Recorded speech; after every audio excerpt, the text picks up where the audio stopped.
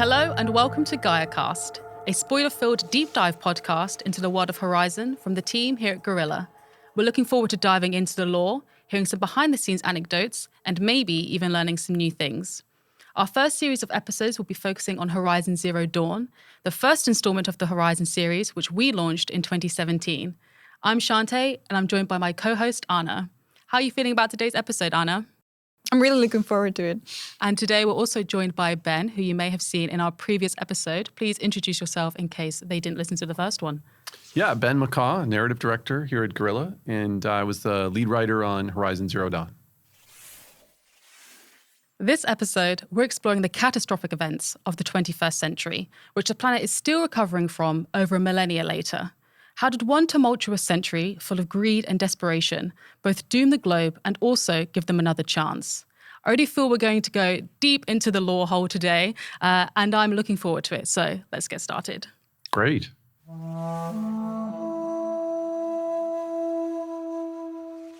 So when it came to writing such a deep and rich backstory for Horizon Zero Dawn, how did the team approach creating it? Well, I mean, for one thing, we really wanted to do something different. One thing we did not want to do was sort of have the Terminator version of the 21st century. This is the sort of completely skull-encrusted robotic wasteland that we've seen in a lot of different post-apocalyptic movies and TV shows and books. We wanted to do something different. But more importantly, it had to explain how the world of Horizon came to be, the world that you're going to see in the game. And to that end, we really had to focus on the machines. We had to create a convincing 21st century alt future past or whatever you want to call it that explained why the machines became the dominant technology of the 21st century and also became the dominant technology of Zero Dawn, and ultimately to explain the machines that Aloy sees and fights in the game. Could you give a quick overview of some of the events that happened in the 21st century that had an effect on the future? Sure. I mean, in the end, it kind of boils down to these two really big things. One is a kind of environmental collapse, and that's definitely associated with climate change, but it's also a whole series of environmental and economic problems. And that leads to a kind of situation, especially in the 2030s, where things are just falling apart. And people are dying in huge numbers.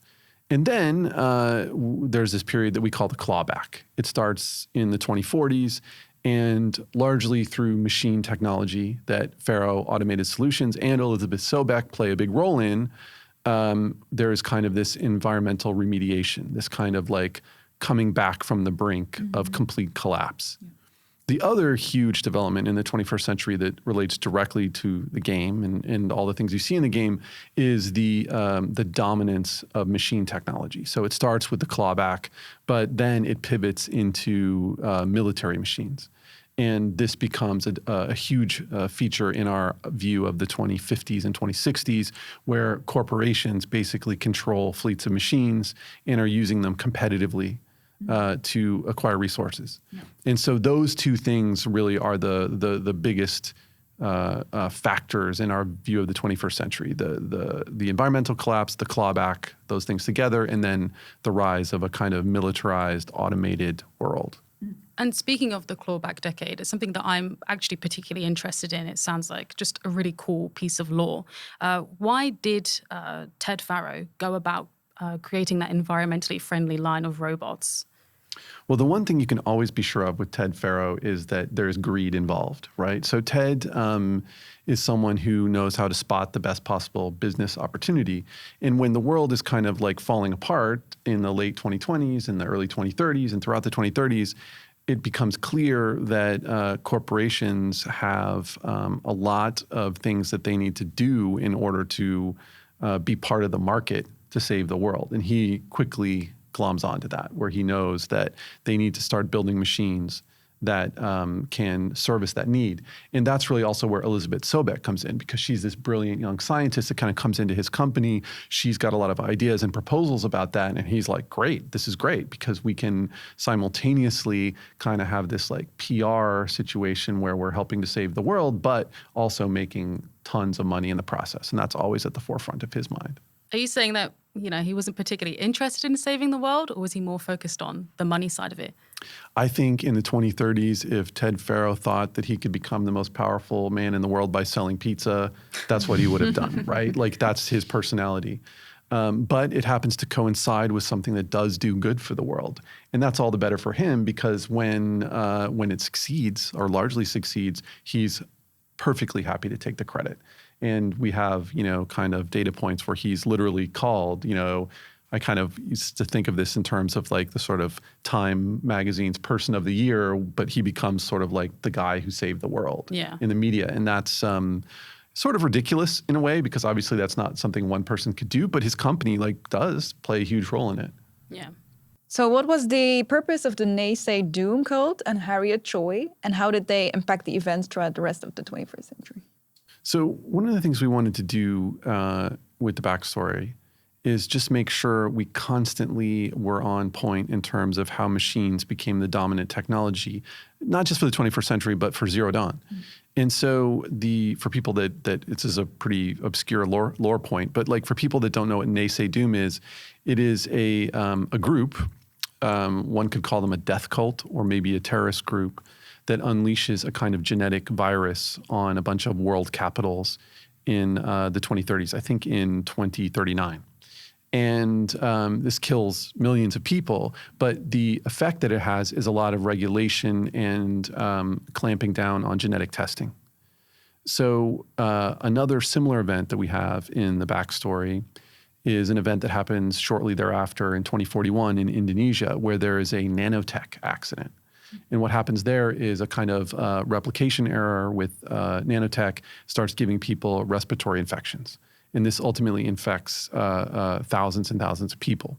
And that also means that there are additional rules and regulations and a kind of slowdown of the nanotech phase of the technology sector. So the reason why we picked those two things and the reason why we did that is so that if you really think about it, genetics and nanotech would be possible rivals to robotic technology if you're trying to invent something like Zero Dawn. Mm-hmm. So we wanted to make sure that those technologies were kind of decelerated in our alternate past future. Yeah. And we wanted to make sure that machines always kind of became dominant. Yeah.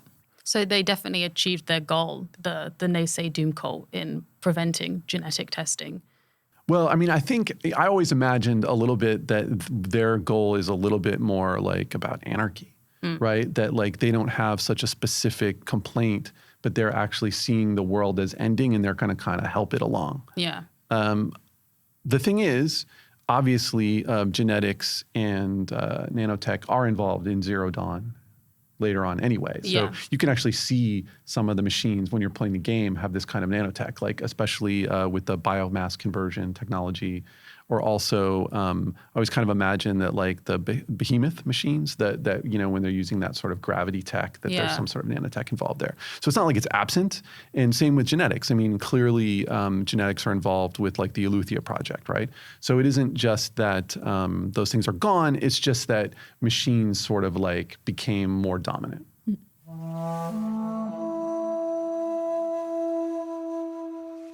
Okay, Ben. First words that come to mind when I say Ted Faro and Elizabeth Sobek.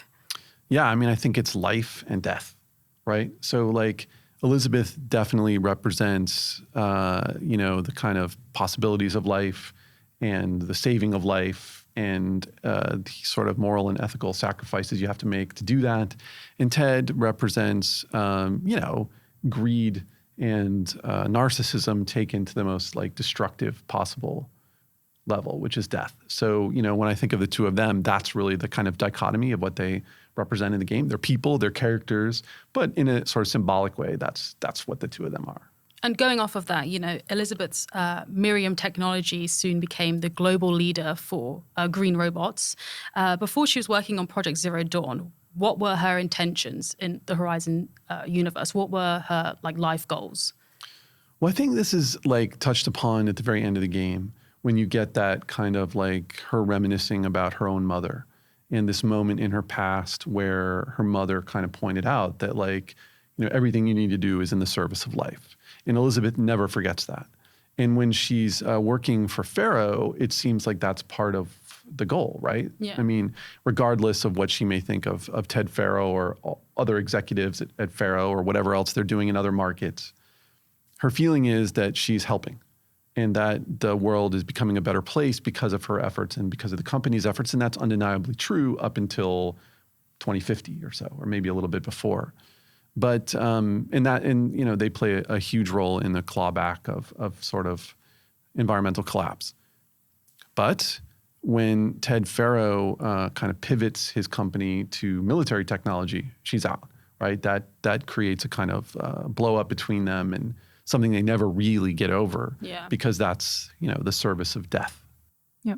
So Ted Faro's actions during this time sent repercussions throughout the whole Horizon universe, and we kind of see him as a really evil character now.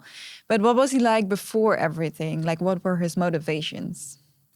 I mean, so obviously Ted's a villain, right? And like, we're not supposed to like Ted. But I do think there are a couple things that are important about Ted, which is one of them is that he could be very charming, right? Like Ted is someone that's like, maybe you would get a little bit of your skin crawling a little bit if you hung out with him, but he could joke around. He could kind of like get you to talk. Like, so he's not like, he doesn't just come off as this like complete jerk. The other thing is we wanted to make sure that Ted Faro is actually really smart. So there are moments in the game where he has a kind of slightly buffoonish quality because, we're seeing him caught completely flat-footed where kind of everything's his fault. But the reality is you have to be really good at something to become the world's first trillionaire, right? And I think Ted's superpower is he's kind of the world's greatest salesman, right? And he's also someone who can spot opportunities at just the right moment. And he does that with the clawback era, with environmental machines. He does that. With military machines better than anyone. But also probably before that, we have this little bit of lore that like his first one of his first big successes were these like personal servitor robots, right? So this is like an opportunity. Who doesn't want their own personal robotic butler, right? So he sees opportunities. The problem ultimately becomes he doesn't see the risks. I can hear the community now.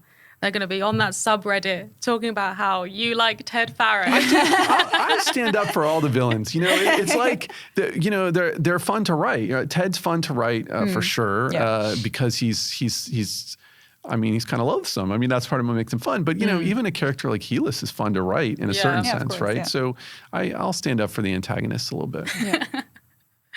And going into it, like how the way that a player like gets exposed to these kind of story points, like how does the team decide where these data points are placed in the world? And like, are there many that are cut from the story as well, maybe? Yeah, I mean, it's a whole process. So when we were designing the data points, one of the things we would think about a lot is how they represent a fictional version of the future, science fictional version of the future. But that had to be very specific. So we eventually came up with this term that I like to call the delta, and delta means change or deviation. And that deviation comes from the present, the future, and the sort of like horizon version of the future. So for instance, like in a data point, we don't want it to be about something that just sounds like it happened today. Yeah. Right? We want it to sound futuristic. But it can't just be any version of futuristic. It needs to be the horizon flavor of futuristic. And that flavor, to me, is it needs to revolve around machines, if possible. I mean, that's always a good thing. It needs to revolve around something like holograms, which are obviously like a huge part of the alt future of the 21st century. Yeah. But also, it needs to have a kind of spirit to it. So just to give you an example, like on the more sort of pernicious side, you've got the idea that corporations started to have fleets of military machines. And we kind of wanted this to have an almost absurd quality. So one example is that they start fighting over essentially pieces of territory or lots that are filled with resources. So a good example would be two companies that harvest fruit might fight over a territory where you can grow a lot of bananas. And so they'd literally send military machines in to secure that territory. And then other companies would send in their military machines, and a company like Pharaoh would profit off of both sides. Right? Yeah. So there's a kind of absurdity to that we really enjoyed. And we took that absurdity to another level. And this is what I kind of mean by Delta and making it Horizon, is that then we thought, well, could that be an esport? Because really drones are automated machines. So why couldn't you just get someone to remotely pilot it? And if you could do that, then you can make a game out of it. Yeah. And you could start betting on the outcome, and you could have it be publicly, broadcast and all those things.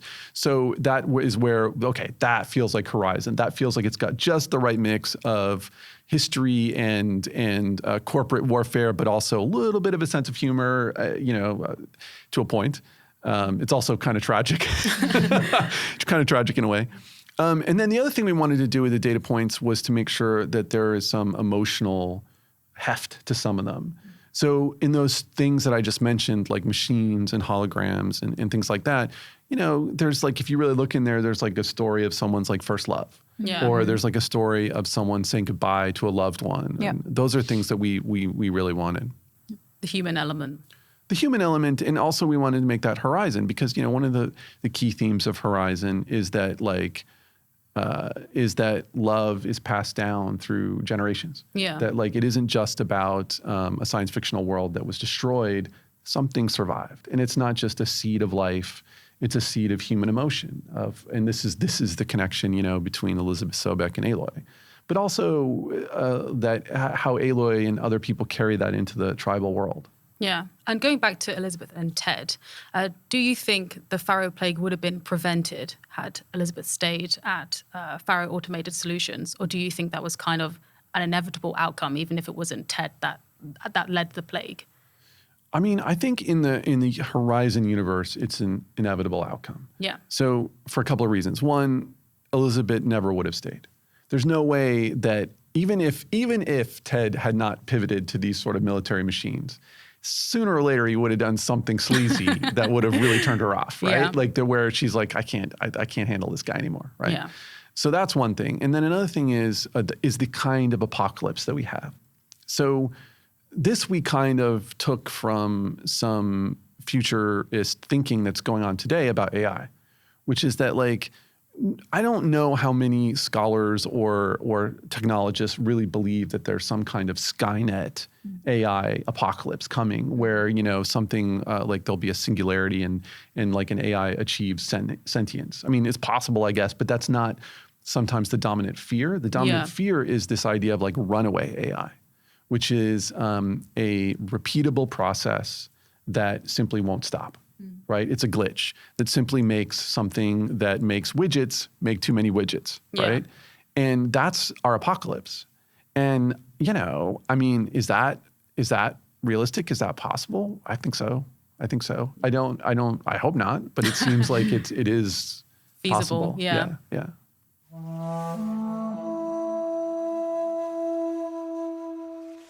At some point, multiple countries decided to go fully automated military. How did this affect how prepared humans were to fight the machines? Yeah, obviously it had a huge effect. So just to kind of run it back a little bit, in our fictional universe, machines become the dominant way that people fight in the 21st century, and that really comes through corporations. Yeah. So we wanted to make sure that we were cutting the bonds of control over the machines at multiple levels to make the kind of robotic apocalypse make sense. So that meant that we wanted to sever the machines from the control of militaries, from governments, and ultimately put them in the hands of corporations, because corporations are kind of free agents. Yeah. There's no sense of security there that someone responsible is necessarily in charge of those machines. It's just different corporations that have different goals. So this meant that we wanted to take humans out of the equation earlier in the backstory. Yeah. So starting in the 2050s, the last human soldiers are shipping out across the world.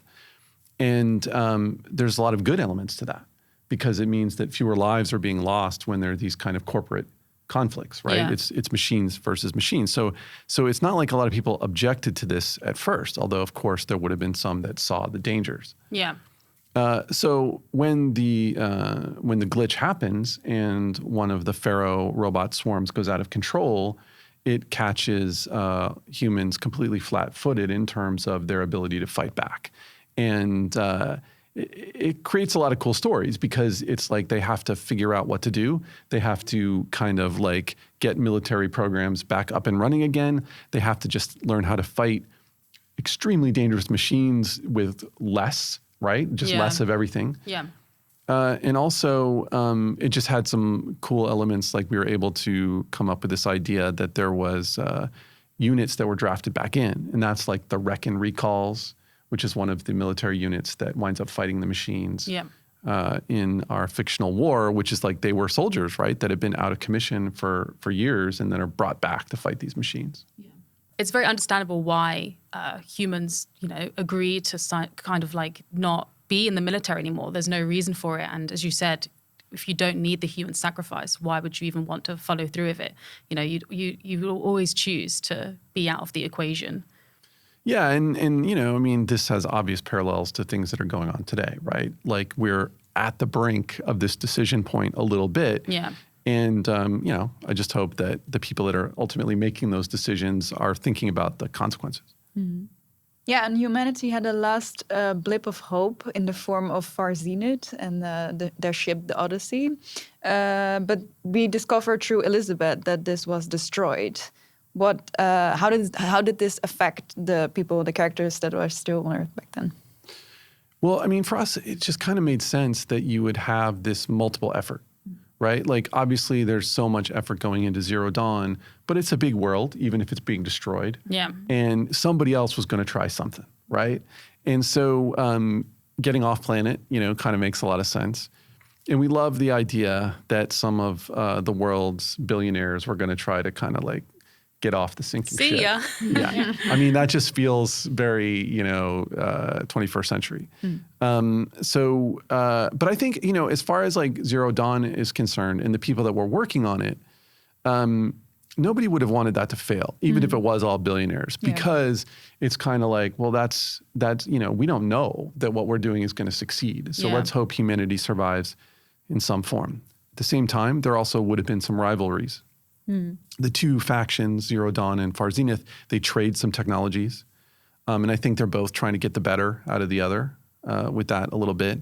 And also, it would have been, in some cases, some of the same people and some of the same expertise that are being sort of pulled at from both sides. So it wouldn't have been a completely friendly, relationship, right? But the other thing we really liked the idea is this idea of like Elizabeth Sobeck. She's working on Zero Dawn. She's got this whole amazing team of people trying to make this happen. And then you hear one day that ship exploded. And then what does that do to her, right? Because that's the burden is just crushing at that point. It's like the last hope of humanity is on your shoulders. And that, I felt we needed that, right? Like we needed that. We needed it to feel that way for Elizabeth. And ultimately we wanted to feel that way for Aloy. Yeah. Right? That like, if it's not you, it ain't going to be anybody, right? Yeah. Like that's sort of where the story needs to go. Yeah, that must be really pressing. Like, how were the last 6 months before like Project Zero Dawn was completed? I mean, it's a pretty bad time. I mean, it's really hard to kind of imagine, and I think like that's part of what we wanted to do is we didn't want to fill in all those blanks. I think we very much the data points that you find about that or the things that Aloy discovers. It kind of centers on the military and it kind of centers on Zero Dawn. So obviously there's this huge military effort to fight back the machines to give Zero Dawn more time. And you see that. It's in the data points. Like you see a lot of those stories. And you also get the perspective of various members of Zero Dawn. And I think it would be horrible and sad, and it would constantly feel like the walls were closing in on you. But we really wanted to make sure that what a lot of people would do in that situation is reflect, right? Yeah. Because, I mean, it's all coming to a big end, right? Yeah. And, so one example that I really like from the backstory has to do with this gentleman, a soldier. His name is Sergeant Guliev. in the data points, and he's fighting for Operation Enduring Victory, fighting very hard. And what we see is that his messages to his beloved wife are being redacted and edited. And like there's a series of data points where you can kind of figure this out. And it's just crushing, right? Because it's like, it's exactly the kind of tragic note that we wanted, because it's like, here's a guy that's given his all for a false hope, really. I mean, Zero Dawn isn't completely false, but it's a partially false hope. And he's just trying to kind of like reach out to his wife. He needs a little bit of support, but like his messages are getting deliberately garbled, and hers in return aren't being sent correctly. And you know, that's kind of what we wanted out of it, because we wanted that sense of reflection. Yeah. And one other thing that we see a lot of this feeling is in the very first quest of the game, because little child Aloy is going through this bunker, and she's seeing the whole spectrum of human emotion in those first data points that she ever reads. Yeah. And one of the things I like about that stuff is that it's a variety. Like there's some people that are very reflective, some people that have a spiritual or religious view, but then a couple people have this really selfish view of it. Like, you know, one guy's just kind of bitter and is just sort of like, you know, like I can't even stand to listen to these people around me, you know, in these final moments. So, but I mean, isn't that in the end kind of what we wanted, and what kind of exists in the world is just a wide variety of human reactions to events that are tragic, but also events that contain hope. Yeah. And how would you spend your last few days on Earth knowing that it was all going to end for you soon?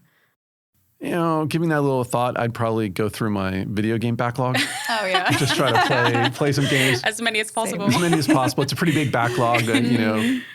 But I do think that, you know, some of my happiest moments sometimes come from playing video games with my kids. Yeah. So I feel like if that was really the end, I mean, you know, playing video games with your kids isn't the worst way to go out, right? Go, You know, like play a little. At least it's fun. Yeah, well, and also get to be with them. Yeah. So I think that's, and you know, like the characters of Horizon, that's what they're doing. A lot of them, that's what they're doing. I mean, even the soldiers, right? Yeah. They find camaraderie in each other.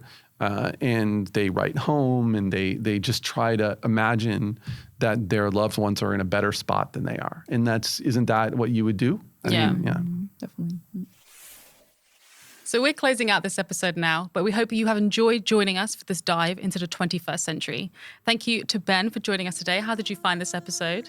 I mean, it's fun. And to me, it's like we spent a lot of time and effort on these things. We didn't even know if people would read them, you know? So it's great that people are so interested, and it's fun to talk about this kind of alternative vision of our future. Let us know what you think on social media. You can find us on Twitter, Instagram, and YouTube. You can also interact with us through the hashtag HorizonGaiaCast. We'll be back for a third episode soon, where we'll be putting Project Zero Dawn under the microscope, so keep an eye on our social channels for when it drops. We hope you'll join us again for that episode. Bye!